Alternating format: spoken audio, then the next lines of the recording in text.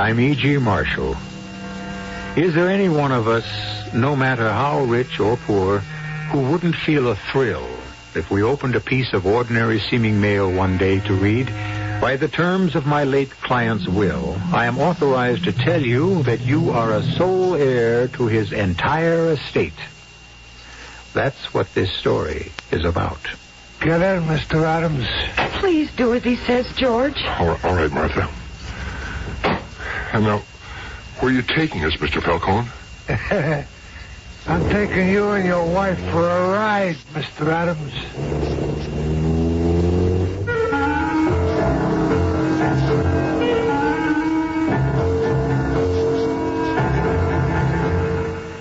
Our mystery drama, A Mexican Standoff, was written especially for the Mystery Theater by Ian Martin and stars Joe Silver and Catherine Byers. It is sponsored in part by Contact, the 12-hour cold capsule, and Buick Motor Division. I'll be back shortly with Act One.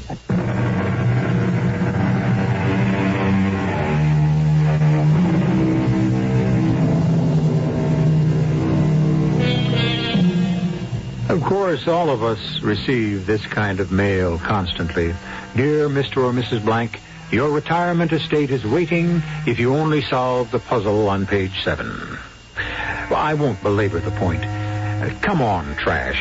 Even more unpleasant terms have been applied to this approach to human greed and human need, and none of us are total proof against its lure. But this is the story of something else, of a letter that might have fooled you or me or any of us listening. Something begun sheerly accidentally by an ambitious young reporter on the Nebraska Daily Journal. Standoff here.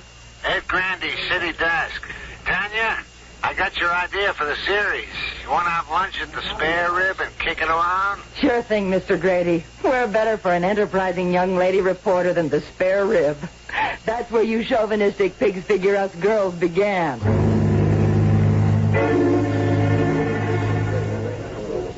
You don't understand, Mr. Grady. Why does everyone who works for me use that same line? I mean about this. I'm not talking about someone who's out to build an image, who sees himself as the next state or national congressman or even, the Lord help us, president. This is a guy with no axe to grind. There ain't no such animal. You bet your sweet colon, exclamation point, and asterisk there is. Not only one, but millions of them. You know what the trouble with you is, Tana? I'm Polish. Hey, let's not get ethnical. What I was going to say... My interest is ethics, but I interrupted you. Maybe it's why I put up with you. You're the only one who does. What I was going to say is that just because you're second generation, third, whatever the devil you are, you're always ready to wave the flag. So you came over on the Mayflower Shit. I'm maybe seventh generation American, but who said I came over on the Mayflower? I take it back. If you had, you'd have had to be the captain. So I was 3 ships back. What's that got to do with it? Like this. Since Watergate, we've kind of lost our image. We'll get it back. We're still a world power. Oh, I didn't mean so much for the rest of the world. Maybe I was just thinking small, like here at home. What here at home? How we look to our own eyes, ourselves. Look, we're smack in the middle of a big bicentennial celebration, remembering how we were, what our forefathers did, how they brought us here. I think somewhere we ought to be taking a look at the best of what we are today, like George Adams. Who? I don't remember him. Maybe no one will, except the Daily Journal. But he's worth at least one day in the sun. Like how? Like he's 45. He's in the post office department, and he's a verger at his church. He's got 4 grown-up kids, 2 of each kind, a wife he's been married to since 21. He doesn't owe a nickel. He's a Boy Scout leader, member of the town council, drives the free town ambulance every Thursday afternoon and Saturday. He's on the PTA, the Good Neighbors Committee, works for ecology supervision, and heads up the Keep Our Town Clean and Bright Committee. Good Lord. What does he take for headaches? Headaches? Doesn't his halo fit just a little tight? You see, Mr. Grady, That's just the kind of cynical attitude that's destroying the country. People don't want to feel like you. They don't? No. People are just crying to believe in simple, ordinary things again. Like good neighbors. And the Adams are perfect for this. Wow. You can't knock the name. Adams. And what's so bad about George? Father of our country. What's the wife's name? Martha. You gotta be kidding. You haven't heard a thing yet. What do you figure her name was before she married? If you tell me Washington, I just may be the first man to throw up a chef's salad. Oh, calm yourself. But how does this grab you for substitutes? Martha Jefferson. I tell you, this whole story is a natural. All right, what'll it cost us? Mr. Grady, can't you get it through your head that these are two simple, happy people who are not looking for a thing out of life except the satisfaction of living it the way they do?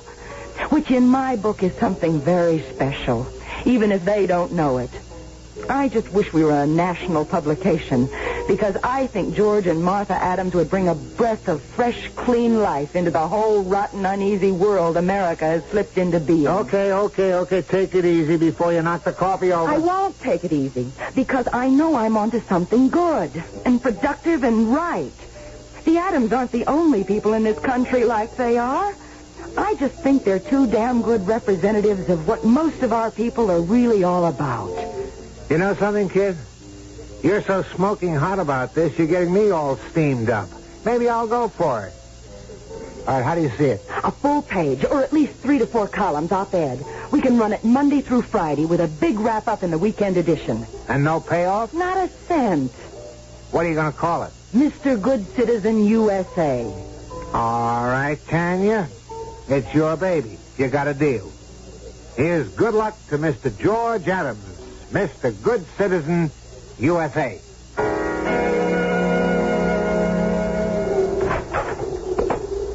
Phew, boy. Whew. Did you get the mail, George? Oh, I sure did. There's so much stuffed in the box, a couple of them froze right to the middle. Oh, I guess Hiram didn't feel like lugging it on up to the house. You gonna bring it into the kitchen? Oh, you betcha. I want to warm up. Whew. I'm sure glad I don't have to walk my route today, Martha. Oh, my, that is a load. Oh, I knew I never should open my mouth to that reporter. Oh, no, you don't. You thought she was real cute, and you couldn't wait to open up and tell her all about yourself. Now, Ma, you know you were the one who really talked me into it. I thought it was about time you got some recognition. Recognition? Now, what are we going to do with all these letters? We can't even read them all, let alone answer. Well, I have to admit, I just thought it was going to be in the local papers. I didn't figure it to get spread all over the country. Not only the U.S. of A. Seems like it's got the foreign countries too. Now, look at this big fat one here. Why, that's special delivery. You better open it. Me being in the post office, you should know special delivery don't mean much, since the same old carrier has to deliver it, same as he does the regular mail. You always call the people up. Well, that's because when I'm not off, there's just two of us. Hiram's all alone my day off. You got any coffee there? Sure. I'll get you some. Well, I could use it. Cold, clear to my bones. Now, let's see here what this one's all about. Maybe I should put the thermostat up, but the oil bill this month's so high. Oh, George, I don't mean to question the good Lord, but every so often I wish you and me could get away from these cold winters and just lay in the sun somewheres, like you see in those advertisements in the papers. Here's your coffee. Go on now. Drink it while it's hot. Mm-hmm. George, what's the matter? Well, maybe the good Lord heard what you said. Listen to this, Martha. Dear Mr. Good Citizen USA, I have just read your story reprinted in the overseas edition of the New York Press. As an expatriate, it restored all my pride and joy in our country, as long as it can produce men of integrity like you. Our country has done a good deal for me. I would like to repay it by doing something for a man who has done so much for it. Enclosed you will find 2 round-trip tickets for you and your wife to Mexico City. plus reservations at the Casa Cantina Hotel for 1 month. An account has been opened in your name at the Banco de Alhambra to cover all your expenses up to $5,000. God bless you, and let me assure you I do this only out of the goodness of your heart. From an unknown and forever anonymous admirer. Well, if that don't beat all. Mexico. When are the tickets for? Next Monday. I could be packed and ready by then. Martha! Wait, you're not thinking we can go? Why ever not? You got all kinds of time coming to you at the P.O. Oh, no, it isn't that, honey. I mean, well, how do we know this isn't some kind of a stunt? You know, a come-on. People just don't go around giving something away for nothing. You have. Your whole life. You want to go? Yes, I do. But I'm not being offered it. It's you. George, dear, it's cold. You've worked hard your whole life. Never taken a vacation, used all your holiday times to do things for others.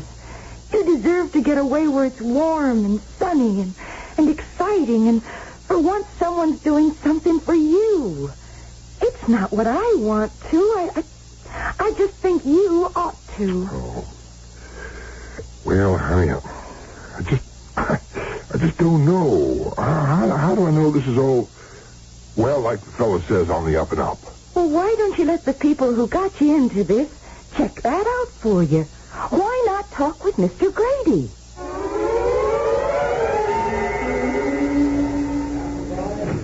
Wow, it all checks out, Mr. Adams. Tickets, okay. Mexico City reservations are paid in advance, guaranteed. An account has been opened in your name at the bank, so I guess you're on your way. I don't know. Somehow I don't like to accept something for nothing. Isn't that what this is?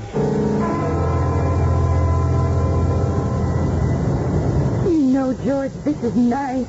Yeah, beats walking a mail route for sure. I thought I'd be scared, but I wasn't a bit. Even taking off. Oh, my, that was beautiful. Yeah, and so are you. Oh, just think. My first time ever in a plane, and I had to wait till I was a middle-aged old lady. Oh, hush up now. You don't look a day older than when I married you. That's so long ago. You just can't remember. Oh, I remember. I won't ever forget. I was the luckiest guy in the world. Still am, Martha. Just one person luckier. Me. Can't you just hardly wait to get to Mexico? You're darn right. I wonder. What, dear? I wonder if that old anonymous admirer might just turn up there and make himself anonymous. Make himself what? Well, make himself known who he is. Maybe what he really wants.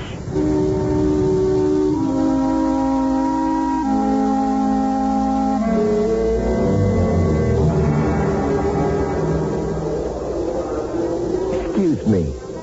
Would you be Mr. and Mrs. Adams?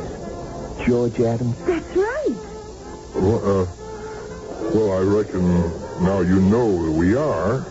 What can I do for you? Oh, nothing for me. Just I'm here to do for you. I got a limousine outside. Take you to the hotel. Oh, well, we were just going to get the bus in. That's all right. Oh, no, sir. There's no charge. No charge, Mr. Adams. Courtesy of the hotel. And you wouldn't want me to lose my job, would you? Why, no, of course not. It's very kind of the hotel. So I'll get your bags, and then you can just follow me.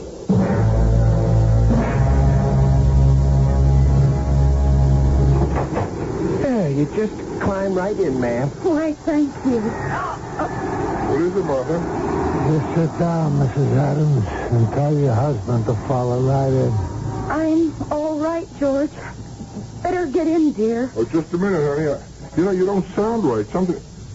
Oh. Yeah, Mr. Adams. It's a gun. And Sal has one in your back. I think you better join us. Do as he says, George, please. Well, I don't have much druthers, do I? Who are you? My anonymous friend? That's right. Only I won't be that much longer. Hey, where are you taking us? I'm taking you for a ride, Mr. Adams.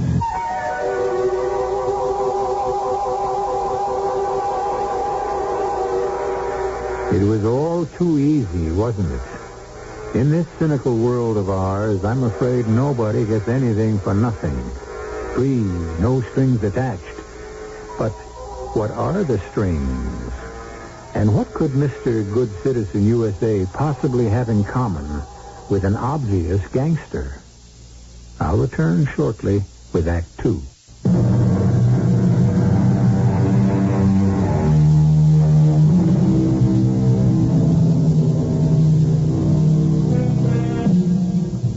The Adams couldn't have known it, but on leaving the airport, the big, smoothly purring limousine, instead of turning southwest for the city, headed almost due north, deeper into the hills. In the fading light, passing an occasional policia before they left the airport proper, more than once, George Adams had the impulse to try to wave or shout to them. But each time, a terrified but sensible Martha laid a restraining hand on his arm. Your wife is very wise. You wouldn't risk using that gun with cops around. Possibly not, although it does have a silencer. But even if you had tried to signal one of the fuzz, he wouldn't have seen you. Why not? You didn't notice on the way in? One-way glass, Mrs. Adams. You can only see out.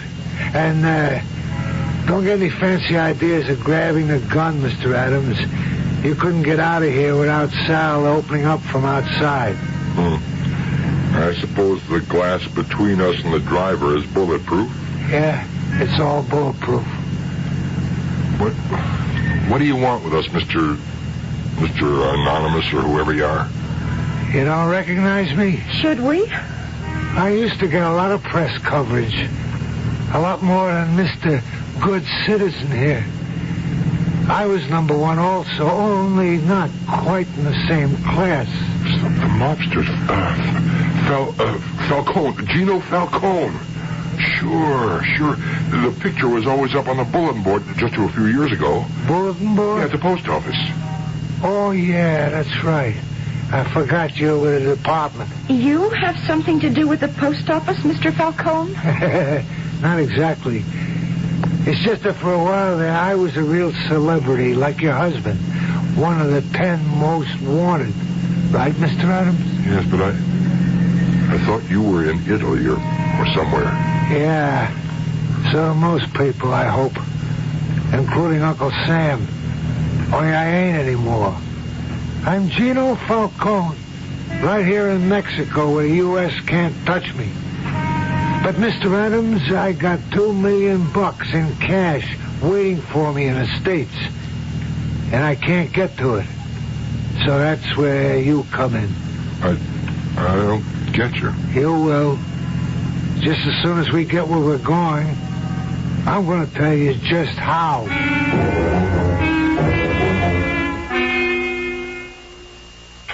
Sure you won't join me? No, thanks. We don't drink. Oh, yeah, that's right. I forgot. He's a Boy Scout. Well, here's looking at you. Okay, let's get down to cases. I want you to run a little errand for me. I'm not getting mixed up in anything criminal. No, who said it was? Well, it has to do with you. It figures that way. Listen, mister, don't make it hard on yourself or me. You're going to do just what I tell you, and I'm going to tell you why. Because either you run my little errand, or you and the missus here run out of time. I'll have the both of you dropped in Lake Tecate for a little scuba diving party. Only you won't have no tanks or masks, just a couple of cement fins. George, why don't you let Mr. Falcone tell us what he wants? That's very sensible, lady. You just listen to your missus, George. All right. Go ahead. I'm listening. It ain't much, George. Just think of it as another mail route. Only this time, you ride first class all the way. Where? New York City. What for? You'll be given an address. You'll go to that address by yourself without getting in touch with no one. And you let yourself in with these keys. Only first of all, you're going to buy a crowbar. Crowbar? What for if I have the keys? That'll be for after you get in. Well, how can I walk into a building carrying a crowbar without anybody... You'll shove it down your trouser leg. Hook it over your belt. You'll be a little stiff-legged, but you're only going up one flight of stairs anyway. Look, this is all crazy. Shut up and listen, punk. Please, dear, let him finish. You better. Now, once you get in, you go in the living room. The wall on your right-hand side, in the middle, is a place that sticks out a couple of feet from floor to ceiling, like it used to be a fireplace, which it was. Only it's been closed up and plastered shut for years like it was just a wall, right? If you say so. There's one of them false fireplaces and mantles standing in front of it. Now take all the junk off the mantle and move the fireplace. It ain't all that heavy. Then you take the crowbar, and from about 2.5 feet above the floor down, you knock all the plaster out till you get to the wire lath. Rip that out, and you find 2 dark blue suitcases with combination locks. Bring them back to me. That's all there is to it. Well, where's Martha going to be all this time? Why, she and Sal going to be at the hotel. Sal will be with her to see that room service is sending up 2 meals 3 times a day. And we know you're doing what you're supposed to do and keeping your mouth shut. Otherwise... Why, you... Take it easy, cousin. Bring those bags back safe and sound, and you and the old lady can get started on the Mexican holiday just like you planned. Well, what's in those 2 suitcases? Why, George, you're not thinking. The money, of course. Why can't you get it yourself, Mr. Falcone? Because a joker that used to be my best friend got me framed on a lousy income tax rap. The only way to beat it was to get out of the country, and fast.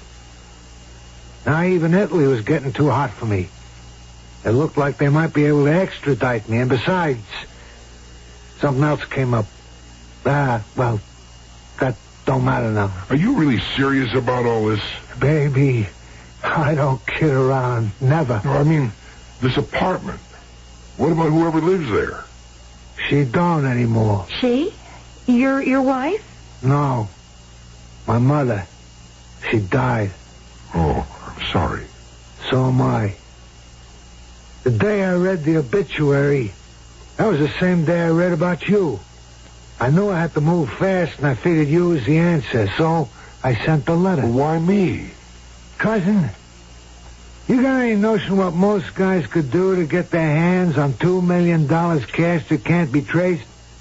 Why, they'd slit their own mother's throats to get their hands on it. You're kind of guy, sure. Oh, don't kid yourself. Almost any Joe Blow.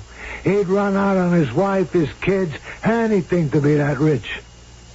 So when I found out my ma had died, knowing I couldn't take the chance on going there myself, I started figuring who I could send. And what it boiled down to was the one guy I knew I could trust all the way was Mr. Good Citizen USA. Well, what about coming back through customs? Suppose they want those bags open. I'm going to tell you how much I trust you. I want to give you the combination. But they got false bottoms, and you're going to have clothes on top. Only, they ain't going to open your bags. Well, there's no way you can be sure of that. Ooh, but the best. You think anyone's going to fuss over John Wayne's luggage or Hubert Humphrey or Billy Graham? Same way they ain't going to have a worry in the world about you as long as they know who you are. Well, how would they know that? Trust me to get that to the press. #1 citizen off for Mexico vacation. They think it kind of strange. I mean, not even knowing us real well, that George would be going alone without me. You left ahead of time from Nebraska, Mrs. Adams, so your husband could fly to New York for a secret conference on a new high position for the elections. Everything can be covered. You better believe it. Now look, I'm playing for all the marbles here. I need that dough bad enough to risk anything. All right. That's enough talk. Let's get moving. Martha? You just do what has to be done, George. The Lord will provide like he always does. It just doesn't seem right, mister. Where'd all that money come from? Why do you care? I mean, next to your missus there. Yeah. I guess you're right.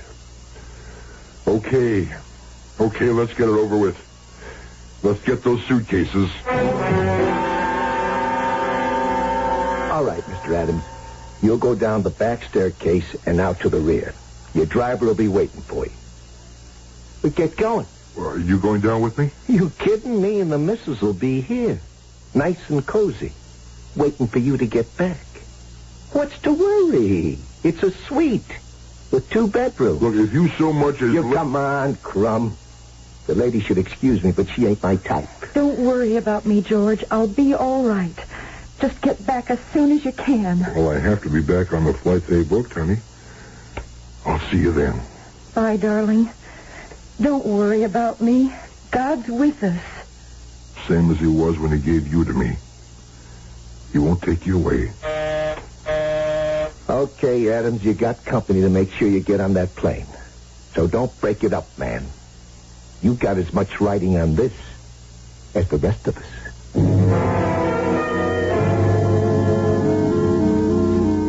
There. Queen of Spades. The unlucky lady. Now, I know you don't want that, Mrs. Adams. Hey, Mrs. Adams. What, Sal? I discarded. Nothing you want. Didn't you see? I'm sorry, no. My thoughts were very far away. I was just thinking of George in New York. You discarded the Queen of Spades. Yeah. I think I'll take it. It's beginning to get dark here. I suppose it must be really dark there. Yeah, 2 hours later, after dinner already. Well, you're going to discard? Oh, yeah. Well, I have gin. Oh, no. Again? Oh, boy, what luck. It's a good thing we're playing for pennies. I wish that was the game George was in. He must be at that apartment now.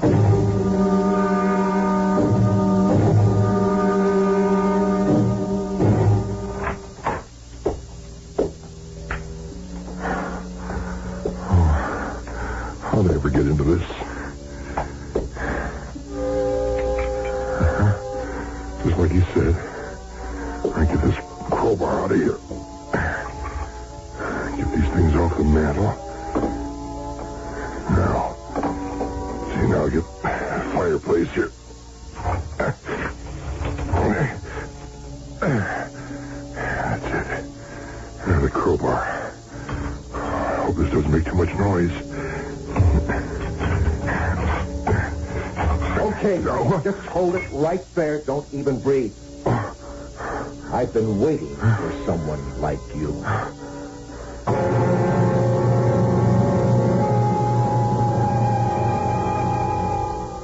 In the strange apartment, poor George Adams finds his backbone turning to jelly with total guilt, while his stomach churns with a kind of terror that most of us, thank heaven, only feel in nightmares from which we gratefully awake.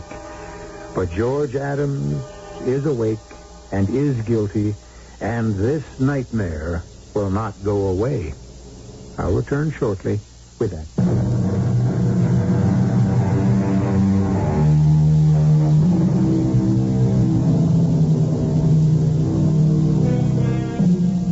The crowbar in George's hands has already made 2 deep and devastating bites into the plaster wall. He stands, his arms raised for the 3rd blow, the bar balanced in his hands, his eyes blinking against the powdered particles. Behind him is a presence, still only a voice, but in George's mind a voice as chilling as the voice of conscience, or the voice of doom. You heard me, buddy. I got you covered. Now you just keep your hands over your head like they are and drop that crowbar. All right, now just lean forward and put your hands high on the wall. Now, come on. Come on, move. Like that? What are you, a joker? You never been frisked before? Okay, you're clean. You put your arms down now and turn around. Who are you? Who are you? I'm asking the questions. This isn't your apartment. How'd you get in here? Well, how did you? I had a key. So did I. Where did you get your key? Oh, I could ask you the same question. Only you're not in the spot to force any answers. I am. This is my enforcer. Now, come on, who are you? You want me to make you take off your jacket, look through your wallet? I guess at the point of a gun, I couldn't stop you. Okay. My name is George Adams. You one of Falcone's boys? I don't know what you mean. All right, I'll spell it out. Who sent you here? Abruzzi? No. Louis Carlotta? I never heard of him. He couldn't have been it. Was it Gino Falcone himself? Okay, don't bother to answer. Brother, that's a rocker. So he's alive. Who? Falcone. You know something? You're really a hard case. Or what? Or if you're not feeble-minded, you just might be... So wait a minute. Maybe we should get off this merry-go-round, just start over. My name is John McCarthy, Federal Bureau of Investigation. Here, my identification. Well, is this for real, Mr. McCarthy? What are you, putting me on? What else do you want, my fingerprints? No, it's just... Well, I never saw an identification card or anything from an FBI man before. I never even saw an FBI man before. I don't know. I never bumped into anything like you before either. You think we can talk now? Well, sure. Anything you want to know? Okay. Suppose we start with just what you're doing with a crowbar in an apartment that doesn't belong to you, knocking down the walls. I knew your face was familiar. Sure. I read about you in the paper. So that's how you got here. Yeah, but what I don't understand is how you... How I got here? Uh-huh. Well, when Mrs. Fortaleone was dying, she called my mom. They'd known each other most of their lives, and she was all alone and turned to her best friend. Mom asked me to go over with her, but we were too late. Well, she asked for Gino just before she died. I figured he didn't get here in time for her, but he might in time for me. To arrest him? To kill him. I took a blood oath to get even with that lousy murdering skunk. Why? He was once my best friend, see? We grew up together on the Lower East Side. Me, Gino, and Frankie. Frankie? My kid brother. We used to live in the same tenement. The McCarthys and the Portaleones. Look, I don't understand who these Fortaleones are. Well, didn't you notice the name on the mailbox downstairs? I didn't look. I just had the apartment number. Well, that's Gino's family name. When we were around 15, his father died and his mother married again, a bum named Falcone. He walked out on her in a couple of years, but not before he'd stolen her blind and settled Gino into being a sneak thief and then into the numbers and then prostitution, drugs, finally to tie in with the mob. Well, that's okay. That ended a friendship, but what a man does is his own business. Only he didn't have to drag Frankie down in the muck with him. Well, how did Gino manage to do that? We were just tough kids, like you had to be in our neighborhood. Gino was the toughest, see?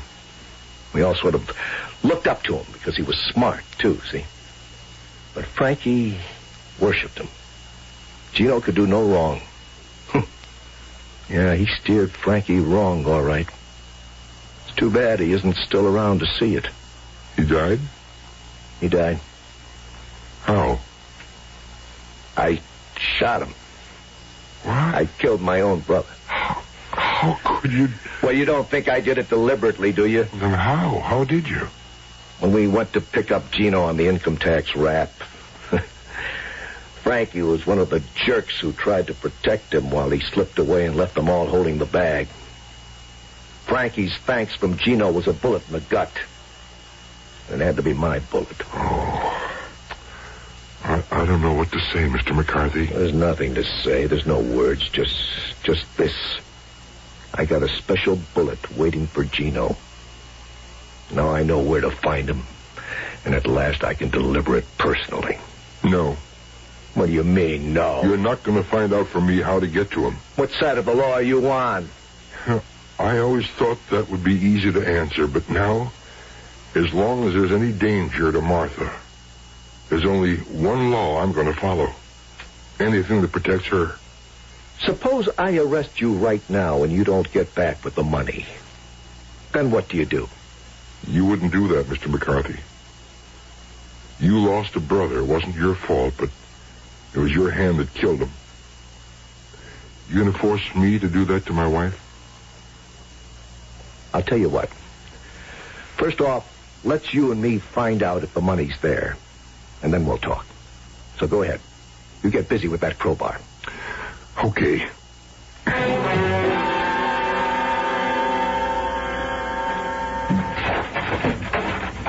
So, the suitcases were there, all right. Yeah. All right, now let's see what's in them, huh? You know how to open these? Well, he had to give me the combination so I could pack some clothes in them in case customs made me open them. Well, let's get them open. Just give me a minute here.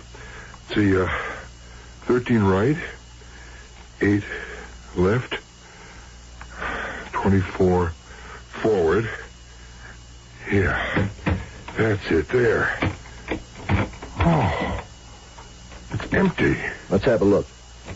No, there's a false bottom. Here. Yeah. There it is. Well, how do you like the looks of that? Oh, I never saw a $1,000 bill before. Or $1 million in cold cash. We'll check, but I think we can take it for granted the other bag holds the same. Now, where do we go from here? I know where I go. You be careful with that, Mr. Adams. You're not used to handling guns. No, I'm handling this one until I get my wife away, safe from the danger she's in. Now, let's be sensible, Mr. Adams. You're not going to start shooting. And the government has no intention of jeopardizing a citizen's safety, especially our #1 citizen. I'll tell you what. Yeah? Let's make a deal. A deal? What kind of a deal? Your plane doesn't leave till tomorrow morning. You open the other suitcase, and you let me have it overnight. Oh, no. I'm not going to do anything with the money except have it marked. Oh, no. Then Falcone would know. I can assure you no one but the Bureau could possibly know. At least we'll have a way of tracing him after you're out of the picture. What? I don't know. How can I trust you? How can you do anything else? I hate to point it out to you, Mr. Adams, but we are now at a point that is known by many names, but which in this case can be called the Mexican Standoff. If you don't trust me and the law, who else can you trust?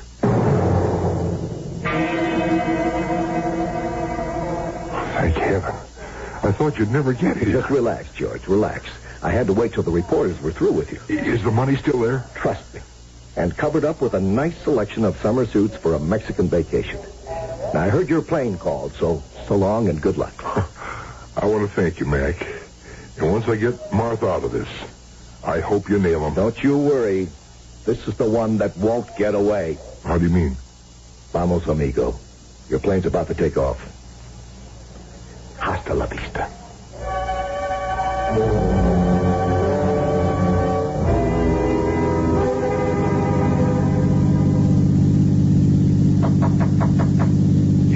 Something, Mr. Adams? Yeah. We're not heading for the city. Where are you taking me, Sal? To deliver the money to Mr. Falcone. Well, where's my wife? Like I told you. She's waiting for you. Why don't you do just the same? What? Wait. It'll all be laid out for you when the time comes.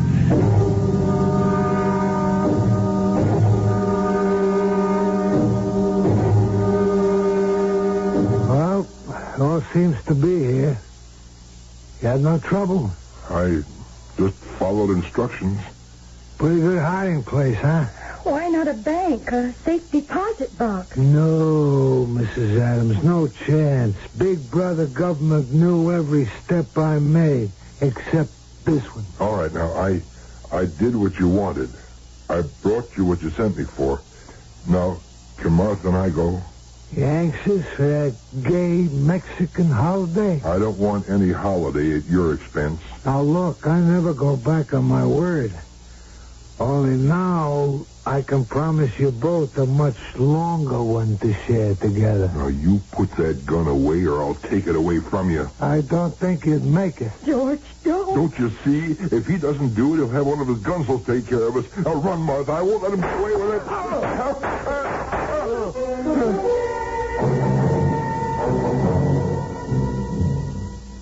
Are you all right, George? Mac, what are you doing here? Marines have landed, courtesy jet military plane that beat you here by a couple of hours. And a beeper the FBI built into one of the suitcase handles. Oh, but you promised. Now, I asked you to trust me. Now, there's a difference. Come on, George, face it. I knew even if you didn't, the moment you gave Gino the money, you were as good as dead. And your wife. Martha. Well, No, she's fine. She's fine. And so are you. Bullet creased your skull. You'll have a headache, but you'll live. Oh, and Gino? Gino died rather suddenly from lead poisoning. Probably the best way out. He left enough money to cover his back taxes, and he won't cost the government a wasted bundle in a long trial. Well, I suppose you're glad you had your revenge, Mac. You finally used that bullet, huh? No. I'm kind of lucky, come right down to it. Mexican police fired such a barrage, I'll never know what bullet killed him. But forget about me. Let's get you to Martha so you can enjoy that vacation. I wouldn't touch a penny of Gino's dirty money. Well, that's up to you. As it happens, you won't have to. Remember your wanted poster?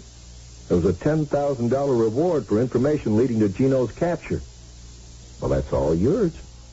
You can still have that Mexican adventure Martha wants so much. Only this time, it'll be on the U.S. government.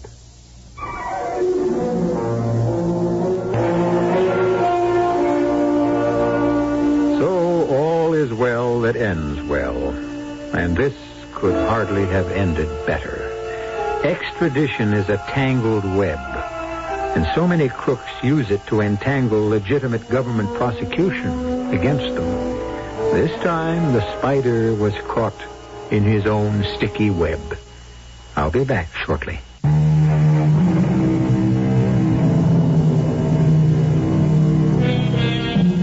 So Martha and George did have their Mexican vacation after all. The money credited to the bank account in their name by Gino was covered by the reward, and the plane fares and every incidental expense except one, the trip to New York and back to pick up the suitcases and the money. That was an expense that Martha refused to allow George to defray. It had cost both of them enough in anguish and suspense so that neither of them should have to pay for it in money as well, which I wouldn't argue against. Would you? Our cast included Joe Silver, Catherine Byers, Robert Dryden, and Sam Gray. The entire production was under the direction of Hyman Brown. Radio Mystery Theater was sponsored in part by True Value Hardware Stores. This is E.G. Marshall inviting you to return to our Mystery Theater for another adventure in the macabre. Until next time, pleasant dreams.